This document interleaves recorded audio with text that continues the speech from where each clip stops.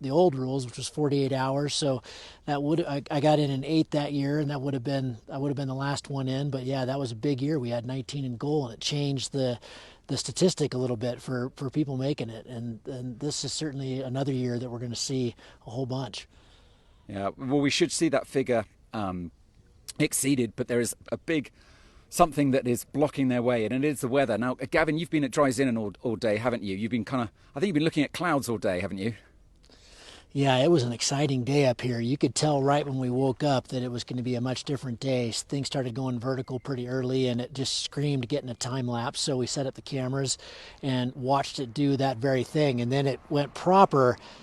3 o'clock, it started getting really big, and by 4 o'clock, it was just dumping and tons of lightning, and we were kind of at the center of the maelstrom up here. But and then it cleared up pretty quick, and it got sunny not too long afterwards. But unfortunately, for those who were trying to get here, that just put up a wall, just a big wall of rain and a curtain of storms that they couldn't get through. So it's been a tough one for James and Ellie and Logan. Emotu and Jordy had a little better time of it, and I think Jordy flew over 100K today, and Emotu about 60K, although it took him 5.5 hours. So it was obviously very slow going, much more stable to our west, but the athletes coming this way had a rough go.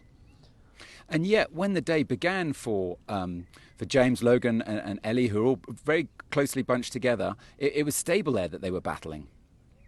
Yeah, it was very bizarre. I couldn't really understand why they were taking so long, but they had decent, not great, but they had decent glides off Cimatosa.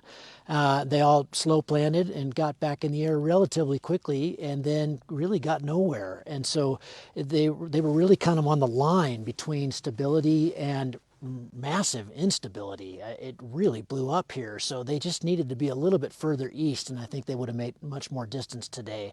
But when it blew up, and it just blew up right in their faces, and they couldn't go anywhere. Ely got in the air and really did quite a bit with it later in the day. I think she was being quite patient, but unfortunately it got her too. So they're all bunched really together. We've got a pretty exciting race going on there. And then Emotu had a great flight down all the way down the Sondrio and into the Cimatosa and top landed and raced back up and relaunched. And he's still a ways back from them, but he had a pretty good day. Now, Ellie obviously is trying to be the first female to make goal in this race. No one has ever done it before. We spoke to her earlier, and this is what she had to say. To reach Cimatosa flying-wise was a little difficult because I wasn't able to cross the mountains. But in the end, I worked my way around and top landed up there. And as the cloud base was pretty low, we decided to hike to the other side and spent the night at the hut. And there I took off in the morning and managed to fly till here. But now I'm in the valley without a lot of takeoff options. So let's see how the rest of the day is going to be. Yeah, to finish the race I first need to find a takeoff here and need to fly a bit, so it's still a long way to go. Of course it makes me proud a bit to be that far, and I think it just shows that girls can compete in this race on the same level as guys do, and I'm really happy that I'm the one who is able to show that. The other story of the day is the battle between Team America and Team Canada, and I'm not referring to their thumb war battle. If you don't know what I'm talking about, check it out on Instagram. It's quite funny. It was recorded during pre-week, and just go and have a look. Gavin, what can you tell us about these two athletes?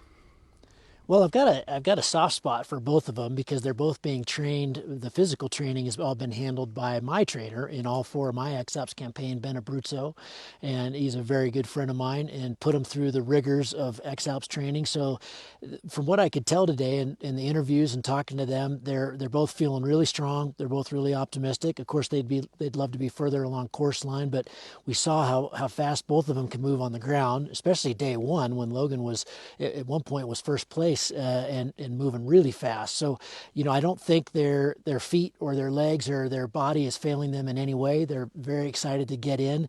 But these guys, it's hard to compete on this side of the pond for the non-Europeans, and it's a big course, and these guys are both going to have to get a lot more years of flying in the Alps to really go to bat with the leaders in this race. But they've both put up an amazing effort and had a fantastic race. They're unhurt, and that's what matters, and they're going to get in. So I know they're psyched. The weather, of course, is going to throw some curveballs in everybody's way that's still on course line.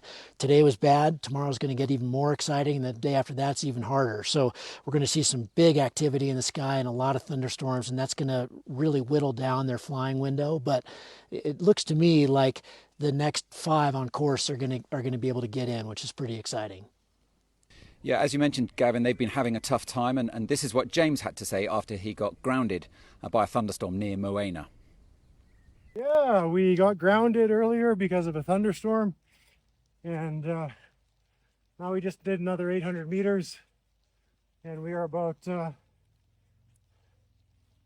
50 kilometers straight line from Dresden, and we're going to hike up and relaunch on the Col because it looks like it's starting to work again. So we will hopefully get a nice evening flight and push hard. Probably tag the turn point tomorrow morning and then on to Zell. Logan Walters has also been pushing hard and dodging the same storms, and our reporter Shams also managed to catch up with him. It's going great. Yeah, it was a beautiful morning glide up out of the turn point, and we hung out for a little while waiting for the day to turn on. There was like an inversion or something down low, and then we're able to fly, maybe beat some weather, and now it's time to walk. There's some thunder. There's a good gust front. We landed and there was a gust front like 5 minutes later, so perfect timing. Keeping it safe, and yeah, we gotta keep pushing. It's pretty likely we're gonna walk until 9 p.m. tonight, just based on the forecast. So we're gonna look for gliding options and stuff, but it's likely to be walking for the next, many hours. So we're not gonna make it to probably the Via Ferrata until tomorrow, and then it's really hard to say based on the forecast. Tomorrow looks better than today, so it's possible. I don't know. I'm trying not to think that far, to be honest with you. I'm trying to think about, getting to the next turn point. It's always the next turn point, or the next thermal, or the next step. And I let my team kind of think. Gavin, final thought on what the next 24 hours look like for the rest of the athletes still battling to make it to goal? Well, unfortunately, Kinga will be eliminated in the morning at 6 a.m., but she made it a lot farther than she did in 2019, so I'm sure she's very proud of her effort, and she made it around Mont Blanc. I know that was one of her big goals, so we're unfortunately going to be saying goodbye to her, but we still got 3.5 days, until the end of the race. So it doesn't look great for Rich. He's quite a ways back as well behind Jordy. So we may be saying goodbye to him in 3 days, but the rest of these folks have a really good chance of getting in, and I'm excited to root them on. And there's a pretty good battle here going on for 20th place. So it's going to be exciting the next few days, and I'll stay up here on Tresima and fly with Ellie or Logan or James or all 3 of them tomorrow. So stay tuned, and it's going to be pretty fun in the air.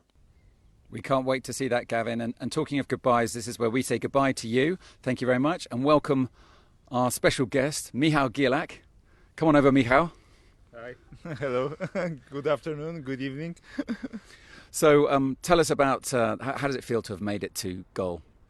It's an amazing feeling. It's my first time in goal, third X-Alps and first time in goal. So I was dreaming about landing on the raft for many years, so finally I made my dream come true. Because your experiences at Red Bull X-Alps, they've been a little bit up and down. You were here in 2017. I think you applied in 2019 and didn't get in, and then you came back in 2021. Yeah. But I think it was a good break for me to train a bit more and get some experience in small races. And I came in 2021, which was really good race for me. I didn't make gold that time, but I was in top 10. But this year I made to the goal. For those of us kind of watching, we kind of got no idea really of what it's really like, what's really going on up there. I mean, you've got these long days. There's a lot of flying this year. Can you give a sense of what it feels like? The stresses on the body or the mind when you're flying all day long. I'm quite emotional person, so there were lots of emotions, good ones, bad ones. This year's edition wasn't the best for me, so it was tough time, to be honest, to survive these downsides and keep fighting for this Celamze landing on the raft. Lots of really high emotions up and down. Your face also, you can see you've got a pretty blistered lip. It seems like you've been through the wars. Yeah, my skin is prone to sun, so already after second day I was all red. Creams don't work when you sweat all day long, so unfortunately I will have to rest and cure my face for another week. Now, a lot of athletes have been commenting about just how fast this year's race was, and also how it wasn't so physically demanding. I mean, I think you were only hiking 25 kilometers a day as opposed to a normal year that might be 50k a day. But the pressure you said earlier was the mental stress. Can you describe that? Yeah, mental stress was much higher than 2 years ago when I participated. That time I was walking a lot, and during walking I think you can clear a bit your mind and it's not so stressful. You just move your legs and you cover distance. Here with flying, with really strong conditions, with some strong winds, fan coming in, strong turbulences, lee side thermals, after like 8-10 hours of flying I was like dead, basically mentally dead. I was dreaming about making 10k's walk to just clear my mind. That's quite funny. And obviously in a race like this there are lots of ups and downs. You mentioned your disappointment. I think it went wrong a few days ago in the Dolomites, didn't it? You took a line a little bit too far to the north. What was it like when you basically see everyone flying over your head? Well, I know this feeling from my comp experience. I'm basically normally doing lots of racing comps, so I know this feeling. But here, this feeling is much more painful because you prepare for the race for 2 years, and then you bomb out and you lose not 30 minutes, you lose whole day because of this one bad decision. So that feeling was really, really painful. Best moment of the race? Best moment of the race, I think the day when we started in Nissen and we flew around with Tom, we flew around Mont Blanc and then Petit Saint Bernard and then towards Dufourspitze. I think it was the best day. Also not easy with some strong lifts on the lee sides, and I was flying backwards with 10 meters per second thermals. So it was really, really stressful, but still I will remember that day for long. I'm sure you will, with the sort of flying backwards and 10 meters a second. It was in Chamonix. Yeah, I got really, really strong thermals straight from the ground. I nearly bombed out there, and I got to the cloud base to 3,000 meters, going basically backwards with 10 meters per second. Definitely sounds memorable. Yeah. What are you most looking forward to now? Now to meet my family. They are waiting in Poland to chill a bit for another 2 or 3 weeks, and then back to work, probably, hopefully for some work. And I'm still full on in racing, paragliding racing, so I hope to do some comps with my comp gear in next 2-3 months. Michał, many thanks. We'll leave it there. Ciao. So that's where we'll end our evening wrap-up show. Thanks for watching. Stay tuned tomorrow to live tracking, where you can follow all the action live as it happens. I'll be live again in the morning at 8:30, hopefully chatting some athletes around camp, and again Gavin after that. So thanks for watching. It's good night from me.